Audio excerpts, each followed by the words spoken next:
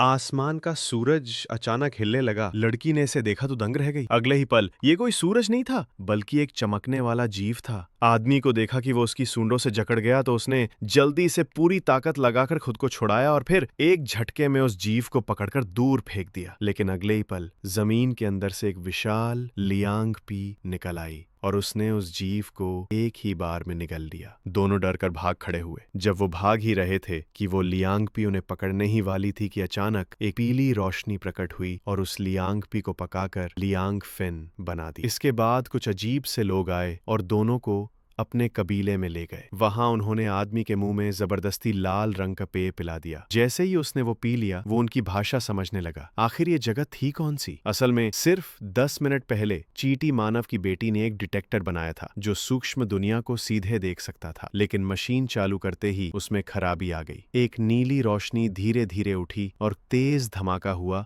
जिससे एक शक्तिशाली ऊर्जा उत्पन्न हुई। जब चींटी मानव ने आंखें खोली तो पाया कि वो एक अद्भुत जगह पर पहुंच गया है। यहाँ कोई भी जीव जाता है तो उसका शरीर लगातार सिकुड़ता रहता है। चींटी मानव ने जल्दी से अपनी लड़ाई की पोशाक पहनी और अपनी बेटी को सीने से चिपका लिया। उनका शरीर तेजी से नीचे गिरा, पत्थर तोड़ता हुआ जमीन पर आकर जोर से गिरा। जब दोनों को होश आया तो देखा कि वो किसी अजीब सी दुनिया में है। वहां के सपनों जैसे अद्भुत नजारे देखकर दोनों हैरान रह गए। मुखिया ने कहा, ये जगह क्वांटम क्षेत्र है और वो लोग यहाँ के मूल निवासी हैं। वो लोग अक्सर दुष्ट शासक के अत्याचार से परेशान रहते हैं। मुखिया बात ही कर रहा था कि अचानक आसमान में उड़न तश्तरियों का एक बेड़ा आ गया और बिना कुछ कहे हमला कर दिया। डर के मारे मूल निवासी भागने लगे। कैसी ने अपनी लड़ाई की पोशाक पहनी और मुकाबला करने की कोशिश की, लेकिन उसे कोई लड़ाई का अनुभव नहीं था।